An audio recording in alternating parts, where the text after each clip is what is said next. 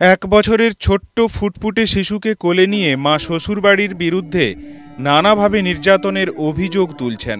তাকে নাকি প্রাণে মারার চেষ্টায় তারা। এদিকে দীর্ঘদিন ধরে স্ত্রী ও ছোট্ট শিশুর জন্য ভিন রাজ্যে কর্মরত স্বামী খাবার টাকাটুকুও পাঠাচ্ছে না। অভিযোগ, শ্বশুর শাশুড়িকে আলাদাভাবে অন্য জায়গায় রাখা হয়েছে, কিন্তু ফুটফুটে শিশুটা বা স্ত্রীর কোনো খোঁজ রাখছে না স্বামী। ইতিমধ্যেই স্ত্রী দাসপুর থানার পাশাপাশি গ্রামের তৃণমূলের নেতাদেরও দ্বারস্থ হয়েছে, কিন্তু স্ত্রীর অভিযোগ পাত্তা দিচ্ছে না স্বামী বা তার পরিবার।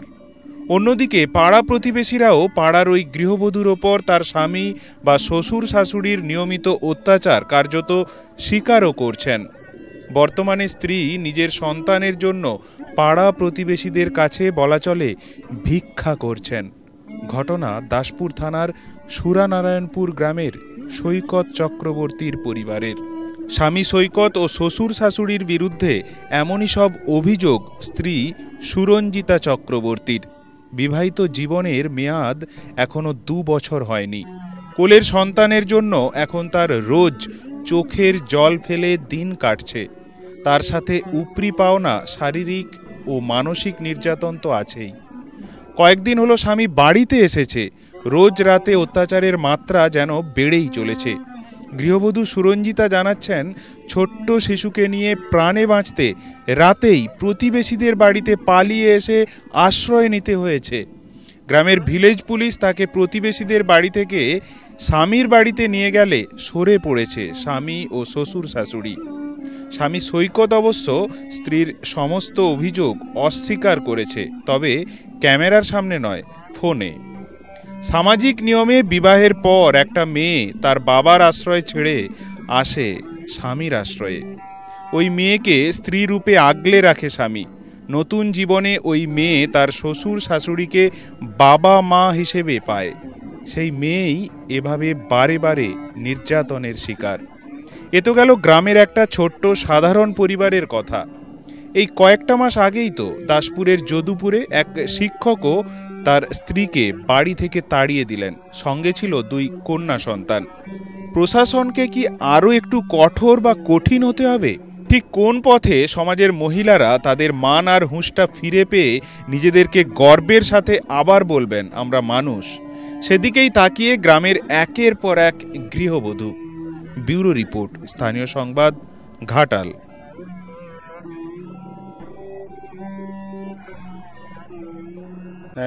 আমাকে অ্যাটেম্প টু মারার মেরে ফেলার চেষ্টা করে সিঁড়ি থেকে ফেলেছে। রাত ভোরবেলা একদিন কান মুথায় মেরেছে।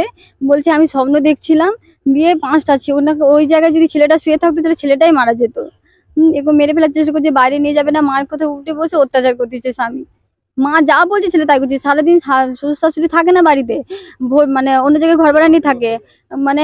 কোনো ছেলের ভরণ পোষণও দেয়নি, আমারও কোনো ভরণ পোষণ দেয়নি। আমাকে খেতে আমি ভিক্ষা করে খেয়েছিলাম বলে সেটা তাদের গায়ে লেগেছে। কিন্তু হাজবেন্ড 4 মাস কোনো যোগাযোগ রাখেনি, ফোন করতাম ব্লক করে রেখেছে।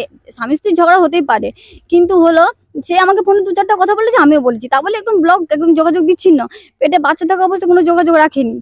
বলছে যে এইটা আমার ছেলের ছেলে নয়, এটা হলো আমার সামনে বলেছে, এমনকি লোকের কাছেও বলেছে। দিয়ে এখন আমি আমার স্বামীকে বলছি যে এইগুলো বলেছে, তাহলে ডিএনএ টেস্ট হোক। সে বলছে আমি তো বলিনি। আমি বলছি তুমি কি চাও? বলছে আমি তোমাকে নিয়ে থাকতে চাই। দিয়ে আমার সাথে এক কথা বলে আবার মা যখন চলে আসে আমাকে এরকম করে টর্চার করছে। এখন আপনি আজকে অন্যের বাড়িতে কেন? গত রাতে কি হয়েছিল? গত রাতে আমাকে সিঁড়িতে আমার কাকুকে আমি ফোন করেছিলাম। আমি ফোন করে ছাদ দিয়ে গিয়েছি। এবার উনি মনে করেছেন যে আমার এই জামাইবু বা দিদি বা আমাদের বাকুলের কাউকে ফোন করছি। বাকুলের লোক দেখুন, বিপদ যখন ওনারা ছিল না, আমার ছেলেটাকে জল গরম দুধ সবই দিত। আমি কিছু নাই খেত পাই, ছেলেটাকে দিত। এটাই যে আমাকে কারো ঘর যাওয়া চলবে না, একটা বাড়িতে টিভি নেই, একটা কোনো কিছু নেই, আমার কারোর সাথে কাঠের চাবি লাগিয়ে দিয়েছে। এমনকি আমাকে কোনো খেতেও দেয়নি। 100 তেল 100 ডাল দিয়ে যায়, বলছে ওটা 15 দিন 20 দিন চলবে। বলুন তো ওইটা বাচ্চার পেট ভরবে? বাচ্চাটা কি ভাত মুড়ি খাওয়ার বয়স? স্বামী পাঞ্জাবে থাকে, ওই জামা কাপড় বানায়। আমাকে বলেছিলেন যে আমি 50,000 টাকা রোজগার করি, আমি ওই জন্য তোমাকে বাইরে নিয়ে চলবো, এরকম বলে আমাকে বিয়ে করেছে। শাশুড়ি এখন সবাইকে বলে বলে বেরোচ্ছে যে আমার ছেলে কোনো রোজগার করেনি, ছেলে সবাইকে বলছে আমি 30,000 টাকা ইনকাম করি, তাহলে আসছে আমাকে নিয়ে যাচ্ছে না কেন? একটা মানে শাড়ি থেকে কি মানে একটা সরঞ্জাম আমাকে কিছু কিনে সব বাপের ঘর থেকে দিচ্ছে, আমাকে সবকিছু ছিঁড়ে দিচ্ছে, আমাকে এত টর্চার করছে, আমাকে মেরে ফেলার হুমকি দিচ্ছে। শাশুড়ি মারতে পারেনি, ছেলেকে দিয়ে মারানোর চেষ্টা করছে। আমি করেছিলাম, পুলিশ ডেকেছিল মেজো বাবু থানায় বলছিল 7 দিনের মধ্যে ছেলেকে আনেনি, 6 দিনের মাথায় ফোন করেছিল, বলছে যাবো আজ যাবো। মঙ্গলবার নেমেছে, দিয়ে এই বাড়িতে আসেনি, বুধবার বাড়িতে এসেছে, এসে পর আমি রান্না করেছি কিন্তু খাইনি, লোকের ঘরে খেয়ে নিয়েছে। শুধু পালিয়ে পালিয়ে বেরোচ্ছে আমার হাজবেন্ড, ঘরে খাইনি। এখন হলো ওই পাশের দিকে চলে গিয়েছে। কি নাম স্বামী? সৈকত চক্রবর্তী। আর এই গ্রামের নাম কি? সুরানয়নপুর। আপনার নাম? সুরঞ্জিতা চক্রবর্তী। কত বছর বিয়ে হয়েছে? আমার এই ফাল্গুনকে 2 বছর হবে। কেন এমন করছে কি বলবো? আমি জানি না কেন এরকম করছে, মানে আমাকে নিয়ে সমস্যাটা কি আমি জানি। এখন কি চাইছেন? এখন কিছুই বলছে না, কিছু বলছে কি আমাকে নিয়ে চলো, বলছে আমি নিয়ে যাবো নি। তাহলে আমার মা যেটা বলছে সেটাই ছেলে শুনছে, আমার কাছে একমত, মার কাছে একমত। আপনি এখন কি চাইছেন? আমি চাই আমি স্বামীর সাথে থাকতে চাই, আমি শ্বশুর সাথে থাকবো না। আমি স্বামী নাহলে একটা কিছু বলে দেখ যে আমি বউকে নিয়ে থাকবো না, বউকে নিয়ে থাকবো নি, সে কিছু বলুক, সে কিছু বলছে না কেন, মা যা বলছে তাই শুনছে।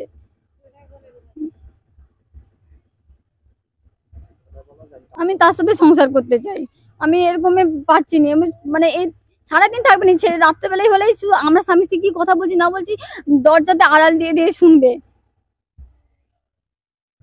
গত রাতে কি আপনার মারধর? হ্যাঁ, মারধর, মানে ছেলে একদম ফেলেছে, আমি পড়ে গেছি একদম পুরো এরকম। আর উঠে যদি বলতে মানে বলবে যে বৌমা সিঁড়ি থেকে পড়ে মারা গেছে, মানে অ্যাটেম্প টু মার্ডার করার চেষ্টা করছে। তারপর কি করলেন? তারপর আমি হলো বাইরে বেরোলাম, আমি সবাইকে জানালাম যে আমাকে এরকম করছে, যে আস্তে আস্তে আমি ওই শাসমল বাড়ি গিয়েছিলাম ভিক্ষা মায়ের বাড়িতে, তারা এসে রাত্রেবেলায় দিয়ে গেল। আমি যে চলে গেছি একটা খোঁজ নেই দিয়ে এসতে এবার রাত্রেবেলা ওরকম মানে নানা রকম ভাবে কথা বলছে, কথা বলার মা বাবার সাথে 12টা পর্যন্ত কথা বলে তারপর ছুটে এসেছে, দিয়ে আর আমার সাথে কোনো কথা বলেনি, সকালবেলাও কোনো কথা বলেনি।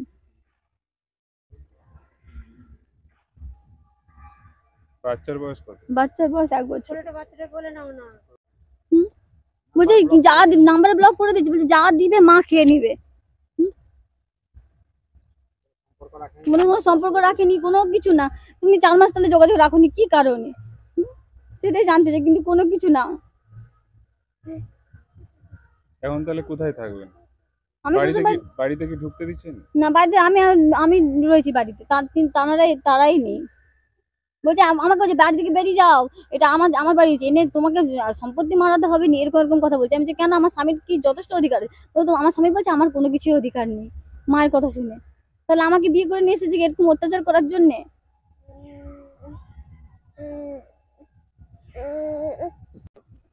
বৌমা আসা থেকে খুব অত্যাচার চলছে, খুব ঝগড়াঝাটি, খুবই অশান্তি চলছে।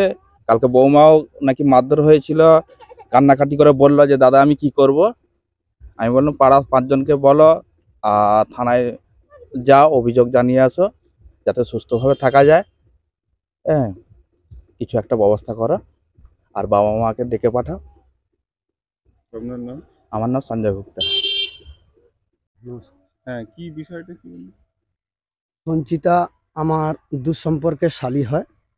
তো আমার মেয়ের বিয়ের সময় যখন আসে, ছেলেটির পছন্দ হয়, ওনার মা ভিক্ষা মা বাড়িতে নিয়ে যায়, নিয়ে গিয়ে বিবাহর যোগাযোগ করে এবং ছেলেও দীর্ঘ 3-4 মাস ধরে যোগাযোগ রেখেছে। ওর মা এসে আমাকে বলে যে ওই মেয়ের যদি না বিয়ে হয় আমার ছেলে সুসাইড করবে। তো আমি ওনাদের কথা শুনে গিয়েছিলাম, যোগাযোগ হয়েছে।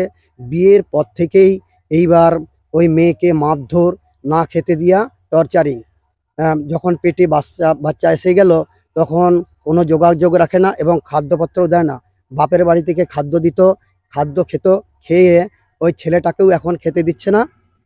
এইভাবে এই পরিস্থিতি আছে। কালকে অ্যাটেম্প টু মার্ডারের চেষ্টা করেছিল সিঁড়ি থেকে ফেলে।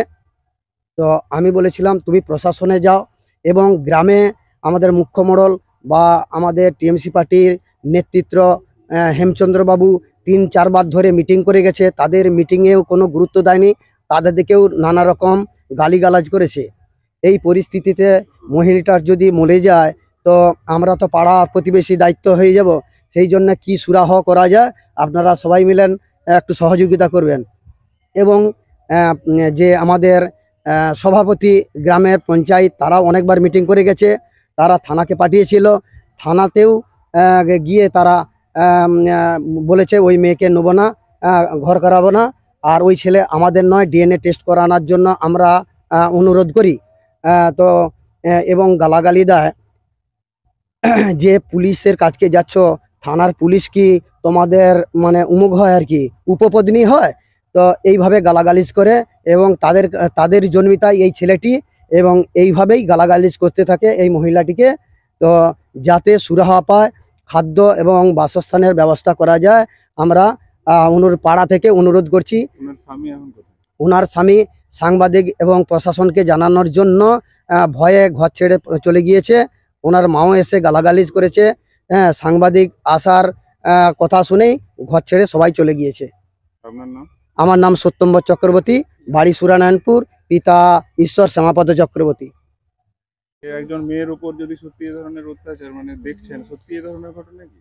হ্যাঁ, সত্যি ঘটনা। প্রথম থেকে এই ছেলে 2 মাস বাইরে চলে গেছিল, 4 মাস চলে গেছে, 2 মাস হচ্ছে। আপনি প্রতিবেশী হন তো? হ্যাঁ, আমি ওর জেঠিমা হই। ওর খাদ্যটা তো কিছু দেয় না, ওর মা বাবা ঘর ছেড়ে অন্য জায়গায় ঘর ভাড়া করে আছে, ওকে একা রেখে যায়। ও একা থাকতে পারে না বলে আমরা পাশাপাশি, আমি জেঠিমা হই, একটু সাহায্য করতাম। বাচ্চাকে জল গরম, গ্যাসও নিয়ে চলে গেছিলো, আমি একটু জল গরম করে দিতাম, ওকে না খেলে খাদ্য খাওয়াতাম। এই সত্যম্বর চক্রবর্তী ওরাও খেতে দিত। ওই জন্য আমাদেরকে এখন খারাপ চোখে দেখছি, আমরা নাকি ওদেরকে যুক্তি দিচ্ছি। আমি কখনো চাই না যে একটা বৌরি একটা চলে যাক। আমি সবসময় যাতে সুষ্ঠুভাবে ব্যবস্থা হয়। ওই সঞ্চিতার মাকেও, শাশুড়িকেও বুঝাতাম যে থাকো, মিটমাট করে নাও, আর বৌমাকেও বলতাম মিটমাট করে নাও, কিন্তু ওরা কারো কথা শুনছে না। এই নিয়ে মাথা গরম, আমার শরীরটা ভালো নয়। আমারও আজকে একটু কথা কাটাকাটি সব হয়েছিল, আমি একটু বলেছিলাম, বলতে আমারও হচ্ছে একটু হাই প্রেশার, মাথাটা ঘুরে গেছিলো, আমি বেশি কিছু কথা বলতে পারছি না। যাতে আমার নাম নীলিমা চক্রবর্তী, স্বামী শিশির চক্রবর্তী।